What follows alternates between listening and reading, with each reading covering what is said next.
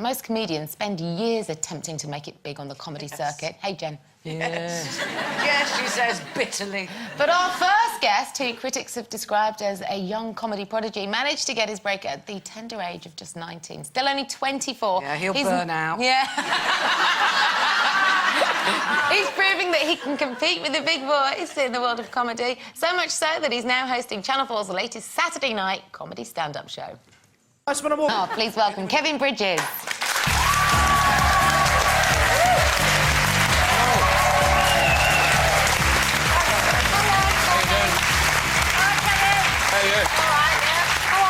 Good, you cut the punchline. We missed the funny bit. Oh, what was the funny bit? Fill us in. Are you loud? I hope there's a funny bit coming up. I'm pretty sure I said something funny at the end of that was quite funny. Oh, cheers, Lisa. Cheers. I thought it was... I thought it was all right. No, a bit of feedback appreciated, Jenny. So you get funnier? I'm more experienced. You get funnier than that? It gets much funnier. You need to tune in on Saturday at 10:20. Okay. So there we go. Job done. It's been a pleasure. So...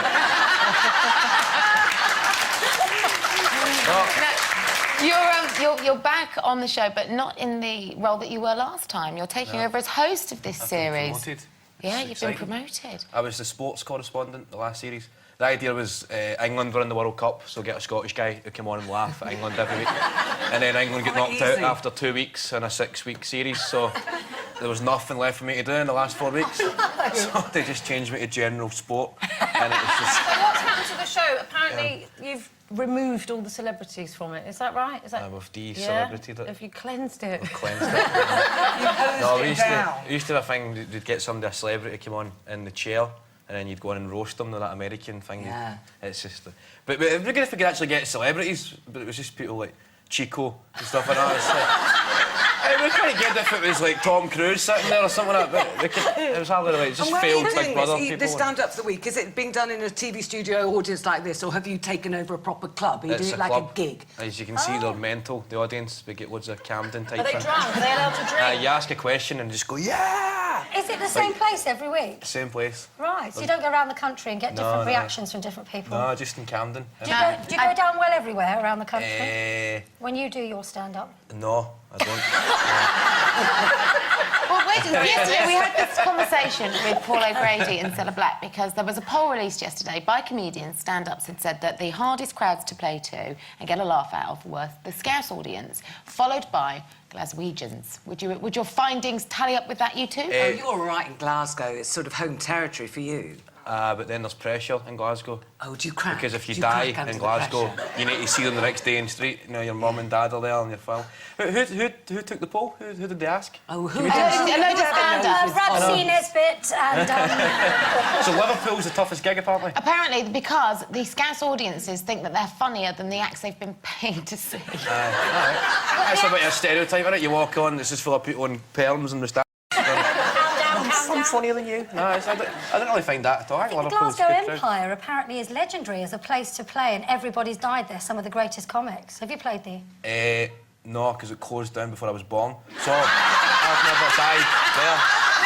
I've never had a... You're showing your age, babe. Yes, exactly. I've never had a bad gig in the Glasgow Empire. I think he's done very well. I'm the only comic. He's done very well. It was made famous because Des O'Connor pretended to faint. I think that's what he did. I know I look about 45, but I'm actually 24. The Comedy Store, the Comedy Store. You did go... You've kind of broken records back home in Glasgow because you've had one of the fastest-selling comedy DVDs live in Glasgow, is that right? Yeah. 300,000 copies? 300,000 copies. Yeah, there we go. That's a lot. You're a bit worried about peaking too early. I think that's... You're only 24, all right? I mean, look at her, she's still going. Way is down. I'm quite amazed. I'm worried now that you've mentioned it. You are quite a mature comic for your age, and what I admire, I've done some spying and snooping, is that you don't go down that art school route, you know, where you sort of try and be a bit fey and weird and all that kind of thing. You do jokes. Yeah, exactly. I do stuff that actually happens. I think that's every story I tell is based on my own life or something I've experienced.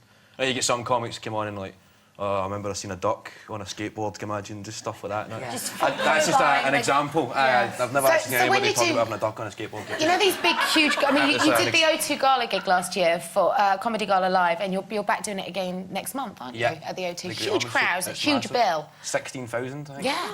Those things don't really work, do they? She said because she hasn't been injected. But what I'm interested in, on a night like that, when you've got all these big acts, does it get really competitive between you comics? Of course it No. does. Sure. Everyone's at the side rooting each other on. I'd be greasing the stairs. I think there's a reason why I'm never invited to these gigs. Is there still It's the like- top of the bill thing, where the most successful goes on last, kind of Well, that thing? used Like to be they the- used to do at the Glasgow Empire. Yeah. It used Before it to- shut down Before it shut down. in 1904. What Thank they've done you. with the O2 Gala, they used to have the listings, but they've put them in alphabetical order. So I'm top of the bill, Bridges. So I don't know if it is alphabetical order, maybe it's No, just it's in the terms best. of superiority.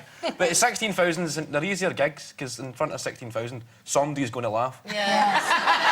They tend to copy each other, don't they? If someone laughs, then everyone will laugh. So, Exactly, so if and someone does, you're all right. Just put a few people planted about to clap and stuff How like do you that, get yeah. around? How do you get from gig to gig? Do you have a driver like our Jenny, or do you drive yourself and can you park? My tour manager actually reversed his car into a door, into a house. I don't know if you've seen that on the show. Was it that? The way the Was it a playground? door? Was that your 90-year-old tour manager?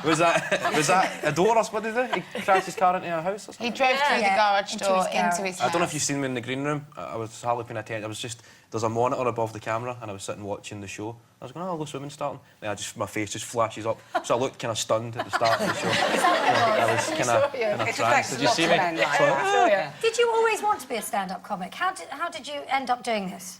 I think I was about 16 and I'd read Frank Skinner's autobiography and just seen I had loads in common with him, like always the funny guy in school that always got into trouble, Yeah. but had a bit of your brain and stuff like that. It's a hard job, though, isn't it? Well, it depends how good you are at it.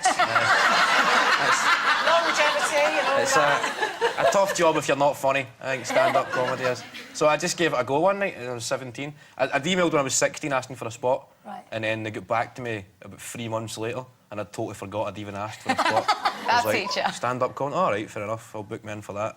Gave it a go for 5 minutes, and it went well. Then they phoned the next day, send you another spot, and then that was it. Wow. Wow, I think look, I've look had- how well it's served you. And you're going to be on tomorrow night, Channel 4. What time's the show on? 10:20. Well, we'll look I've forward been to well it. briefed. It's week 6, so they've just moved us to a better spot. Listen, come back and see us again, 10:20, won't it's you? hilarious time, that's what makes the show work. Kevin Bridges, It's the funniest everyone. time in the clock. Right, cheers. Cheers.